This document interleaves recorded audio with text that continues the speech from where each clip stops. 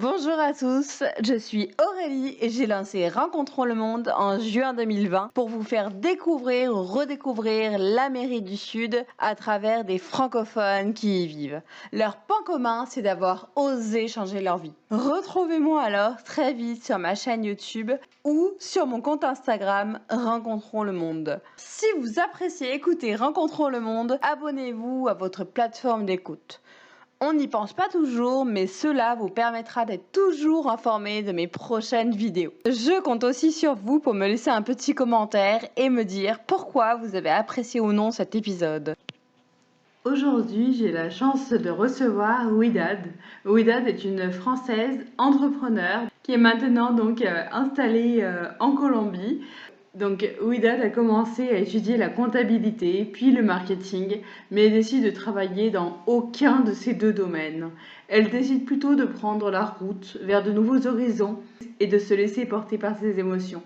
Sa plus grande passion depuis son plus jeune âge, c'est la danse. Quand elle était petite, elle créait des chorégraphies avec ses cousines, inspirées par les chanteurs de sa génération. Je vous laisse tout de suite avec cette interview.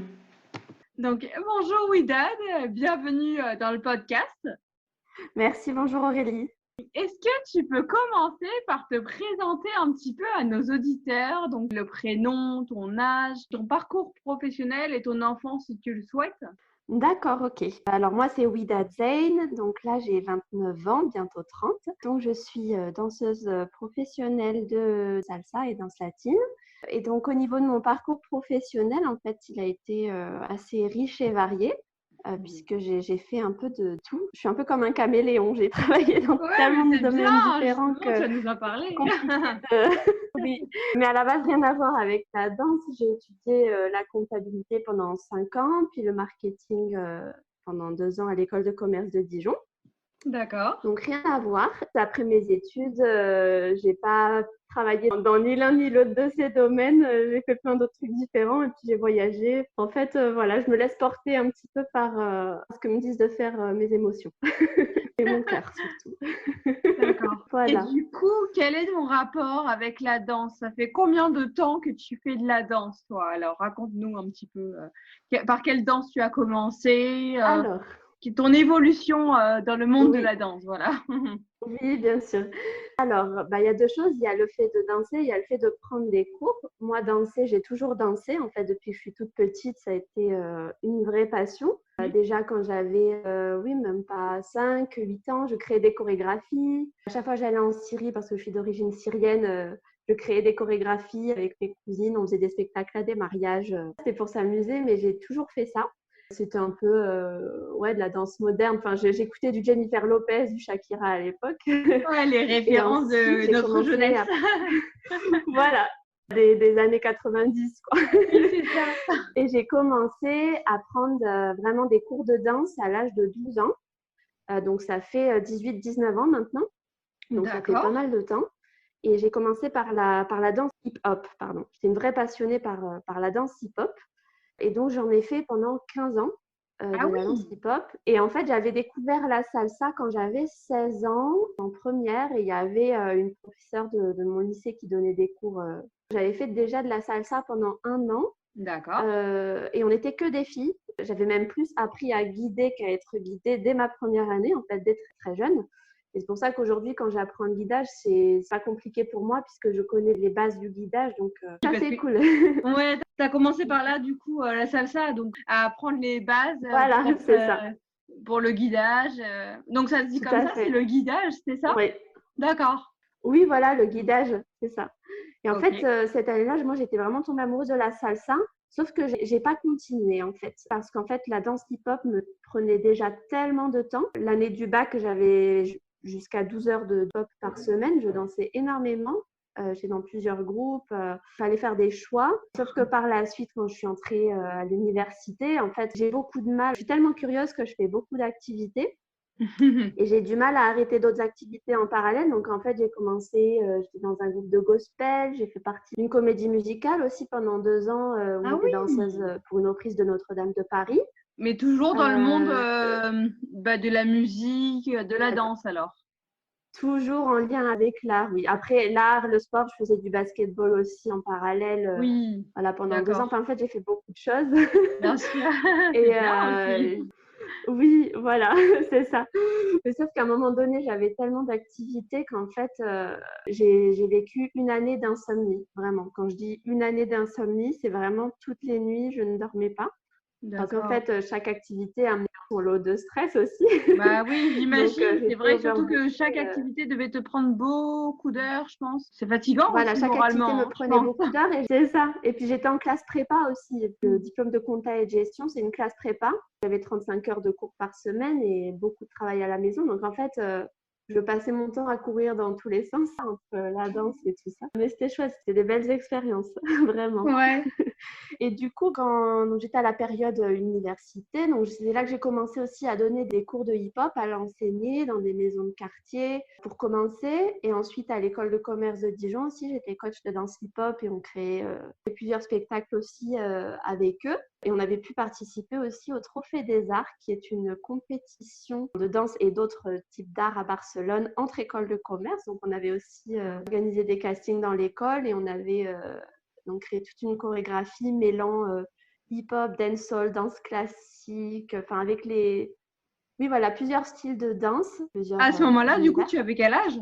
Là, j'avais 20 ans, je crois, Ok. 21 ans.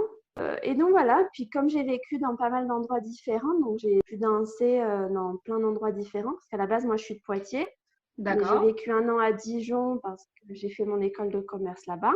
Mhm. Donc, c'est là-bas que j'avais monté le groupe au sein de l'école de commerce. J'avais dansé aussi un an à Paris parce que je faisais tous mes stages marketing là-bas. Mais Ouais. Dans la voilà. qualité. Et à Toulouse, j'avais aussi fait un Erasmus en Hongrie où j'avais intégré aussi une compagnie pro là-bas, même si c'était qu'un semestre. Et du coup, moi, je leur apprenais la danse hip-hop et puis eux, ils faisaient plus de la danse contemporaine et moderne. Donc, j'apprenais aussi de nouvelles choses. C'était toujours quand tu avais 20 ans que tu faisais tout ça? Oui, voilà, dans les 20 ans, même à Londres, j'avais vécu à Londres quand j'avais 19 ans. Donc là-bas, je dansais beaucoup avec des danseurs de rue. Ah Donc en fait, ouais, génial. au Trocadéro, c'est dans le centre, oui, à D'accord. Piccadilly Circus. Ah ouais, ouais, ouais, je connais bien et j'aime beaucoup ce quartier, ouais. Ouais, bah, j'étais tout le temps fourrée là-bas, du coup. Ouais, bah Je ouais. bossais à Burger King là-bas, en fait. Je travaillais dans un parc d'attractions à Burger King. J'avais été un peu sur un coup de tête, j'avais rien préparé, j'avais même pas d'argent en vrai. Alors que c'est super cher à Londres. Faut s'y Ah ouais. retrouver en assez rapidement, mais je passais mon temps à aller au Trocadéro, enfin au métro, parce qu'en fait, dans le métro, il y a un coin où il y a plein de danseurs hip-hop. Et donc, D'accord. j'allais dans la station de métro, il y a un coin un peu caché, on ouvre la porte et là, il y a un endroit où il y a des attractions, mais dans le métro, hein. Tout le public peut le voir ou c'est vraiment un endroit privé? Oui, si tu penses à y entrer, oui, C'est tout le monde peut y génial. aller. Donc c'est un peu hors des sentiers battus à Londres, quoi. Voilà, c'est ça. Ok, Donc, je d'accord. dansais Donc tout du le coup, temps tu étais avec eux aussi. et Ouais. je connaissais personne. En fait, moi, j'étais toute seule. Je suis allée à Londres, je connaissais vraiment personne. Et j'allais là-bas le premier jour, j'avais envie de danser et de pratiquer aussi comme eux, mais Bah j'étais ouais. toute timide. Puis petit à petit, j'y retourne, je commence un peu à parler aux gens et tout ça. Et très vite, ils ont commencé à m'inviter à aller en soirée avec eux. Et puis c'est là que j'ai connu des danseurs de rue, c'était des Français aussi. Donc, Mhm. je traînais tout le temps avec eux. Ils gagnaient leur vie comme ça, ils gagnaient de l'argent avec la danse de rue. Des fois, ils m'invitaient à danser avec eux. Donc, non, franchement, c'était génial et j'avais 19 ans, ouais. Donc, c'était mon C'est premier génial. voyage toute seule, en fait.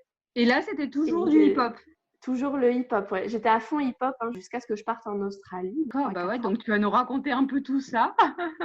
Ok, donc du Oui. coup, Et en fait, ce qui est marrant et ce qui n'est pas toujours facile aussi, c'est que comme j'ai vécu dans beaucoup d'endroits différents, à chaque fois que j'arrivais dans un endroit, il fallait que je me réadapte, mais aussi que je oui. me refasse un nom, mine de rien, parce que moi, je suis de Poitiers, donc à Poitiers, tout le monde me connaissait dans le milieu du hip-hop. Mais dès que j'arrivais dans une nouvelle ville, il a toujours fallu que je me refasse un réseau, que je me refasse des contacts, que je me refasse connaître. En fait, personne connaissait mon passé dans la danse. Il Ouais. a toujours fallu que je recommence à zéro. Dans chaque ville où j'arrivais, Tu n'avais pas encore de page ou de compte non, Instagram ou autre pour leur non, montrer je ce que faisais tu pas de faisais à ce promo moment-là? sur les réseaux. Non, j'osais même pas poster des vidéos pour te dire.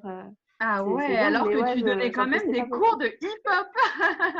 Oui, bon ça après je l'ai publié quand il y avait des spectacles et tout, mais je faisais pas comme maintenant où là j'ai vraiment une page d'artiste où Oui, je fais d'accord, beaucoup ok. de voilà. Avant j'étais pas danseuse professionnelle, même si je donnais des cours, j'étais étudiante, c'était à côté de mes études, on va dire. Mais maintenant c'est différent puisque l'idée c'est de vivre de ça. Ouais, bah oui, bien Donc sûr, à maintenant long j'ai pas terme, le choix. oui, oui. D'ailleurs, c'est ce qu'on verra dans la deuxième partie. Mais justement, est-ce que tu peux nous parler un petit peu de ce changement entre le hip-hop et la salsa? Moi, j'aimerais bien savoir pourquoi tu as Oui. décidé de changer de danse et parce que du coup, tu étais, bon, même si tu étais étudiante, tu donnais des cours de hip-hop. Pourquoi est-ce que tu as décidé vraiment de te professionnaliser dans la salsa? Est-ce que tu peux nous en parler un petit peu? Oui, bien sûr. Alors, bon, déjà, après 15 ans de hip-hop, moi, sur les dernières années, honnêtement, j'ai commencé à me lasser un petit peu, à me fatiguer. Au bout d'un moment, on se sent, en tant que danseur, il arrive des moments où on se sent plus progresser, où on se voit stagner. En fait, la progression, souvent d'un danseur, quand on est débutant, on progresse très, très vite. Et arrivé à Mhm. un certain niveau, on commence à stagner. D'accord. On stagne, on stagne. Après, il y a un déclic qui fait qu'on reprogresse. Ensuite, on restagne. En fait, moi, je pense qu'au niveau du hip-hop, j'étais arrivée au bout de quelque chose. En plus D'accord. de ça, même mes goûts musicaux, ils ont évolué. Et la musique hip-hop a elle aussi évolué. Et je ne suis pas complètement fan de la musique hip-hop qui se fait aujourd'hui. Donc, Ouais, moi, disons que j'ai t'es plus du compris, tout fan comme tu l'étais à l'époque, en fin de compte.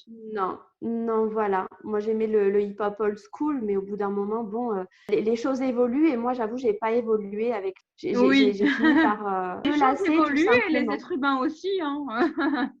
Voilà, quand j'ai commencé le hip-hop, moi, quand je voyais des breakers ou des gens qui faisaient du breakdance ou même autres, enfin, quand j'allais à des battles, parce que j'ai fait beaucoup de battles aussi, j'étais toujours impressionnée. Puis au bout d'un moment, j'avais plus le même regard. C'est-à-dire que pour moi, c'était devenu une normalité. J'étais plus du tout impressionnée par ce que je voyais. Par exemple, j'ai été 4 années d'affilée au Juste Debout, à Bercy, qui est une des plus grandes compétitions internationales de danse hip-hop. Février, mars, par là. Ça fait plus de 10, voire 15 ans que ça existe. Ah Et oui. j'y suis allée 4 années de suite. Moi, la première année, Oh, c'était waouh pour moi. Deuxième année, pareil. Troisième année, un peu moins. Mais je commençais à ne plus être impressionnée, en fait. Et moi, je suis quelqu'un qui a besoin de toujours d'être surprise. J'adore le changement. Parce que même dans la danse hip-hop, il y a plein de styles de danse. Et donc, j'ai vraiment tout fait. Et pour ceux qui connaissent un peu, voilà, il y a le locking, il y a le popping, il y a la house dance, le new style, il y a le break dance, voilà. Puis ensuite, il y a des genres nouveaux aussi qui sont nés au fil du temps. oui. Et donc, du coup, moi, j'ai vraiment fait de tout, un peu moins de break dance, mais j'ai vraiment touché à tout parce que j'ai toujours ce besoin d'aller découvrir de nouveaux univers, de nouvelles danses. Ouais, de renouveau un peu. J'ai toujours besoin de renouveau. Et pas que dans la danse d'ailleurs, dans tout. Et c'est pour ça que je n'aurai jamais très longtemps à un seul endroit d'ailleurs. Voilà, je me lasse assez vite des choses. Un vrai Donc, caméléon, je confirme. oui, voilà, c'est un C'est peu ça. génial. Oui. Ah Et non, donc, mais du coup, honnêtement, la j'admire les personnes salsa, qui ont osé, qui osent changer du tout au tout et vivre, pouvoir vivre de leur passion, enfin, pouvoir mettre tout en oui, œuvre justement pour vivre de leur passion. oui, voilà. Ouais. Et donc, du coup, pour répondre à ta question, comment j'en suis arrivée à la salsa? Donc, à la fin de mes études, je cherchais un boulot comme tout le monde. Et en Mhm. fait, j'ai fait une dépression. Voilà, Tu avais quel âge à ce moment-là? j'avais quel âge? Je devais avoir 24 ou 25 ans, parce que j'ai fait 6 ans d'études plus une année de césure, 7 ans. Ouais, donc du Donc, coup, c'était il y a je devais 4 ans avoir. environ. Oui, voilà, Ok. il y a 5 ans. Ouais. C'était en 2015, j'ai fini. Oui, Ah il y a bah ouais. 4 ans, Ouais, ouais, ouais. 5 ans. Et du coup, à la fin de mes études, j'ai fait une grosse dépression. Je cherchais en fait un job en marketing et les offres me disaient trop rien. En fait, ça me parlait pas. J'avais l'impression que c'était pas ce que je voulais dans le fond et ça me déprimait complètement. En plus de ça, c'était pas évident aussi de trouver un job et puis on ressent une certaine pression sociale, mine de rien. Bah, déjà, on retourne chez ses parents souvent à la fin de ses études. Ouais. Voilà, j'étais retournée chez mes parents et puis on voit ses amis petit à petit trouver un boulot par-ci par-là, commencer à construire. Et puis en fait, toi, tu n'as toujours pas trouvé. Et en fait, ça me déprimait parce que je savais au fond de moi que j'avais envie d'autre chose. J'avais envie d'entreprendre déjà, j'avais une grosse envie d'entrepreneuriat, j'avais plein d'idées d'entreprise en tête. Oui. Parce que la danse, c'est une chose, mais en vrai, j'ai eu plein d'idées de choses que j'avais envie de mettre en place. Ouais, mais Et une vraie entrepreneuse dans l'âme, quoi. oui, voilà, je pense. Mon objectif de vie,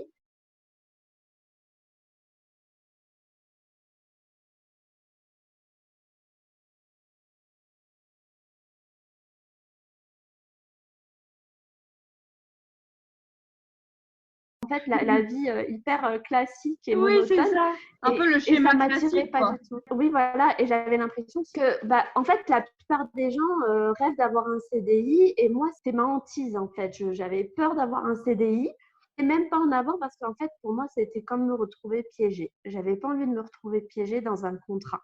Oui, bah oui, c'est Voilà, ça, en fin de avec compte. des horaires de boulot. Voilà, en plus, je suis pas du tout du matin, donc mettre un réveil, pour moi, ça a toujours été une torture. Donc, en gros, oui, grosse dépression, vraiment.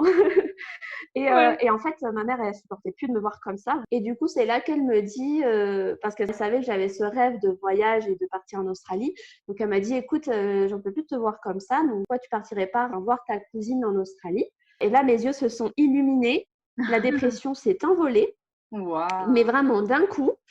J'avais à nouveau un projet de vie qui me passionnait, un nouvel objectif qui me rendait, qui me, comment dire, Oui, ouais, qui qui te faisait rendait que, heureuse et en fait, tu penses qu'à cette époque-là, tu avais besoin d'avoir un nouvel objectif, de savoir vers où tu ouais, allais en fait. Parce que tu voulais pas rentrer dans le exactement. schéma Moi, classique, avoir un CDI, avoir des enfants, une famille. oui, exactement. Et ça, c'est une leçon, moi, que j'ai gardée, c'est que souvent, en fait, les gens qui sont déprimés, ou quand on est déprimé, quand on fait des dépressions, etc., c'est que tout simplement, des fois, on n'est juste pas à notre place. On n'est pas là où on devrait être, ou on ne fait pas ce qu'on devrait faire. Et en fait, ce que j'ai réalisé, c'est que souvent, c'est pas le fait d'atteindre ces objectifs qui nous rend heureux, c'est vraiment le processus. Donc moi, mon bonheur, il a commencé au moment où j'ai pris la décision de partir en Australie. Pas quand je D'accord. suis partie, mais au moment où j'ai pris la décision. Parce qu'ensuite, Ok. on se met tout de suite dans un processus, on est dans l'attente, on est dans la hâte, on a envie d'y être. Exactement. Donc c'est tout ça Bah, dans la qui nous préparation, rend en heureux fin de compte. finalement.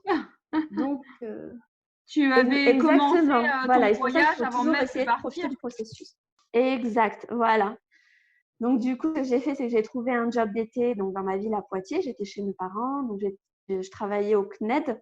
D'accord, oui. J'en ai des formations. J'étais conseillère plutôt pédagogique. Et ensuite, donc j'ai pu économiser ce dont j'avais besoin. Et ensuite, je suis partie tout de suite en Australie pour une année, Oui. en visa vacances-travail donc. Arrivée là-bas, j'ai commencé à travailler dans plein de secteurs différents. Le truc que j'ai fait le plus longtemps, c'est que j'étais vendeuse en cosmétiques et je maquillais les gens, j'étais maquilleuse. Que j'avais jamais fait ça de ma vie, j'ai même pas été formée, Ah ouais, donc en mais fait, rien c'était à voir super avec la bien au danse, final. quoi. Rien à voir avec la danse. Toujours rien à voir. Non, et là-bas, donc voilà, je travaillais en cosmétique, je travaillais dans les fermes, dans la cueillette d'estrons. J'ai travaillé dans un parc d'attraction pour vendre des jouets, dans une agence de recrutement, c'est bref, je sais même. J'ai fait un stage marketing aussi pendant 3 mois où en fait je gérais 3 stagiaires. Donc c'était un stage, mais j'étais manager. C'était Mhm. trop bien. C'est trop Mais, bien. mais Tu fais un voilà, j'étais PVT, cliente t'es mystère manager, aussi. manager Enfin, là-bas, vraiment. quoi. C'est génial. Voilà, manager, mais j'étais stagiaire, c'est ça le pire. J'étais C'était stagiaire quoi, tu disais? non T'étais payée stagiaire? et je manageais. Stagiaire non payée, mais je manageais 3 stagiaires. Oh Enfin, là là, c'est comment ils l'Australie, en hein, faut pas profitent chercher. des PVT? Non, mais vraiment. Enfin bon, c'est un autre débat. On va pas rentrer dans le débat maintenant, mais Ouais, bon. Et du coup, c'est clair. ok, donc du coup, tu faisais quelque chose qui J'en avait arrive bientôt à absolument la rien à salsa. voir. Voilà, exactement. Et en fait, là-bas, j'étais dans une colocation. J'ai jamais su le nombre de gens qui vivaient dans cette coloc. C'était 4 maisons en commun. Enfin, on était 25, je pense, Ah ouais, donc c'était dans une les 20 très très très personnes. grande Et maison. il y avait 11, une dizaine, je sais pas exactement combien, une dizaine de Colombiens dans ma coloc.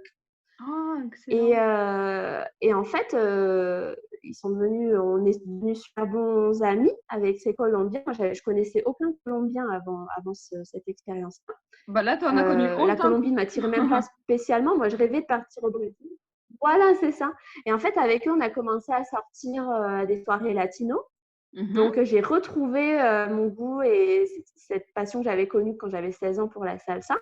Et donc là-bas, j'ai repris des cours de salsa et de bachata à la Latin Dance Australie. D'accord. C'est une très, très grande école de salsa là. Ah OK. Et à Sydney, du coup. Et voilà. Et d'ailleurs, très vite, comme en fait, m'a toujours aidé à. Vu que j'ai touché à beaucoup d'univers, de styles différents, je m'adapte hyper vite en fait et j'apprends très très vite dans la danse. Et donc j'ai appris tellement vite qu'on m'a très vite invitée dans les masterclass là-bas au sein de l'école. Les masterclass, c'est vraiment pour les gens d'un niveau avancé pour apprendre des techniques plus avancées.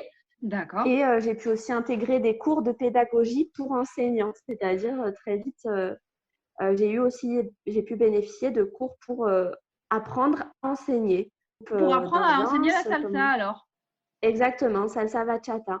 Donc, D'accord. comme il fallait savoir faire les deux côtés, aussi bien la fille que le garçon, comment on explique les pas à des débutants pour qu'ils comptent le mieux possible, comment on compte, la manière de compter, la manière d'arrêter la danse, la manière de gérer les bavardages. En fait, on voyait de tout pour vraiment bien enseigner, bon enseigner. Mmh. Donc voilà. Et en fait, comment j'ai décidé de me dédier ensuite à la danse, bah, c'était justement en Australie. Moi, j'ai beaucoup voyagé toute seule en fait. Et je faisais D'accord. un voyage à Melbourne où j'étais toute seule. Je suis allée à la plage et quand on voyage toute seule, ce qu'il faut savoir, c'est qu'on a tout le temps de penser en fait, de penser à soi, de se poser des C'est questions. vrai que tu savais pas Et, trop et quoi en fait, faire, comme alors tu j'étais t'es dit: «Bah dans tiens, je vais réfléchir à une autre d'un autre objectif que je pourrais donner à ma vie». voilà, même sans le vouloir, en fait, je ne cherchais pas forcément d'objectif, mais c'est venu vraiment à moi.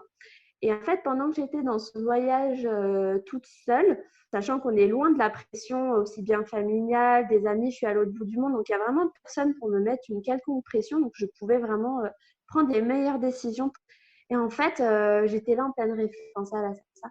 Et je me suis dit, désolée pour le gros mot, mais je me suis dit, merde, quoi, c'est la danse que tu kiffes, Ouais. mais fais ça, fais ça. J'en avais marre de tourner autour du pot. En fait, j'ai jamais lâché la danse dans ma vie.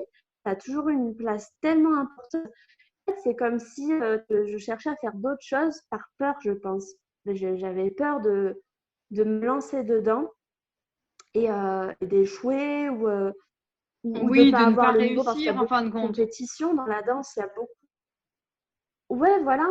Et tu dis, mais mince, quoi, vas-y, t'as rien à perdre. Et puis Bien souvent, sûr. quand on est à l'autre bout du monde, on est déjà en train de faire un truc énorme quand on voyage tout seul. Et en fait, ça nous ouvre le champ des possibles. En fait, quand on fait ce genre d'expérience, quand on voyage seul à l'autre bout du monde, on a l'impression que plus rien n'est impossible. Ouais, Et c'est c'est une ce que belle je voulais, en expérience et fait, c'est en partant en une belle Australie. épreuve de La vie, fin de quoi. mes. Exactement. Parce qu'en fait, quand j'ai terminé mes études et que j'étais en pleine dépression, j'ai commencé à avoir une grande peur de la vie. J'avais peur, mais une vraie peur de la vie, de ce qu'il allait avoir après. Et en fait, pour avoir voyagé avant, je savais que souvent, quand je rentrais de voyage, j'avais l'impression que plus rien n'était possible. Et donc, je sentais ce besoin de repartir pour justement m'ôter ces peurs-là. Et l'Australie D'accord. m'a ôté ces peurs et j'avais l'impression que plus rien n'était impossible. Et je me suis dit, bah, ça y est, tu as trouvé tes réponses à la fin de ton année, tu rentres en France et tu feras tout pour être danseuse, quoi. D'accord, Et donc en fait, donc, je en suis fin de rentrée. compte, tu as eu l'impression que le voyage en Australie, ça t'a permis d'avoir ce déclic et de te dire: «Bah, tiens, j'abandonne le hip-hop, moi maintenant donc je veux avoir une carrière, dans la salsa». Donc c'est à partir en fait de ce moment-là où tu t'es dit: «Tiens, je vais me donner toutes mes chances pour réussir dans la salsa», c'est ça? Voilà, salsa, danse latine, en fait. Mais après, Oui. je me suis dit, j'abandonne le hip-hop, en fait. Je me suis dit, j'abandonne le hip-hop, mais je voulais me mettre à fond salsa. Dans les danses latines, la bachata, parce que j'aime un peu tout. Et le hip-hop, par contre, ça aura toujours une place importante, puisque j'aimerais bien à l'avenir faire des fusions salsa hip-hop, etc. Mais pour l'instant, moi, mon objectif premier, c'était déjà de maîtriser la salsa et la bachata avant de commencer à faire des fusions, D'accord. etc. Donc moi, là, pour l'instant, je me focalise sur l'apprentissage à fond de la salsa et de la bachata. Et jusqu'à ce que je me sente tellement à l'aise, enfin, là, je pense que je me sens déjà suffisamment à l'aise. Bientôt, je me mettrai à faire des fusions aussi de salsa hip-hop ou autre.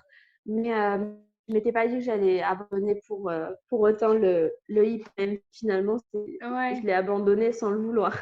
Mais Enfin, du sans le coup, vouloir. est-ce Voilà. Ouais, tout s'est passé. que tu t'es pas dit à un moment donné, bah tiens, si jamais j'apprends à faire de la salsa en même temps que la bachata, je vais peut-être me mélanger dans les pas ou je sais pas, est-ce que tu t'es pas dit tiens, je vais faire une danse puis l'autre?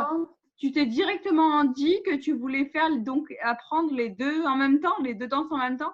Oui, en fait, ben, avec mon âge qui avance, souvent je me dis j'ai pas envie, je veux pas perdre du temps, donc je fais tout en même temps. Mais souvent, ce que les danseurs pro diront, c'est que quand on a envie vraiment de se professionnaliser dans une danse en particulier, il vaut mieux se concentrer sur cette danse-là plutôt que de s'éparpiller.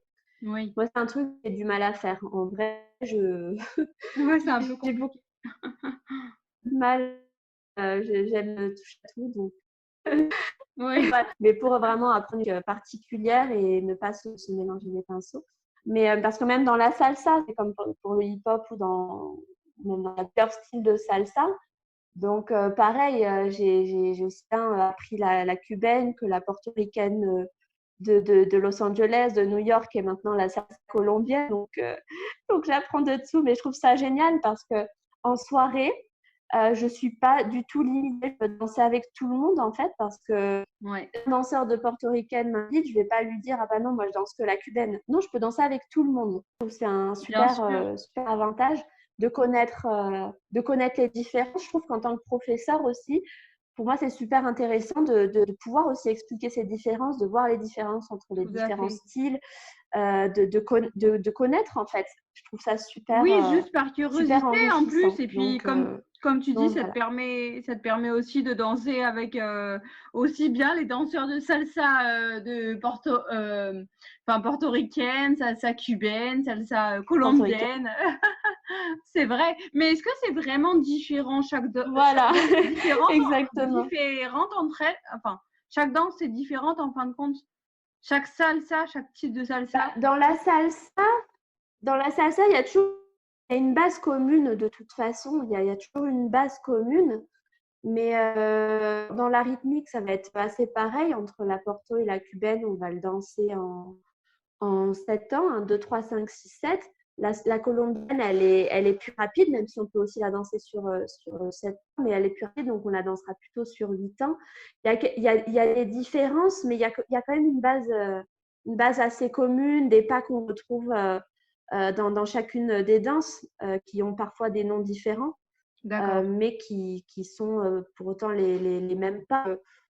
Voilà, Ouais. il y a des connexions qui Cette partie touche à sa fin. Comme vous avez pu le remarquer, notre invité est une véritable entrepreneur. J'espère que cet épisode vous a plu. Pour connaître la suite, je vous invite à rester connecté. Pour cela, abonnez-vous à ma chaîne YouTube. C'est gratuit. N'oubliez pas également d'activer la cloche. Cela vous permettra d'être informé lorsque ma prochaine vidéo sortira.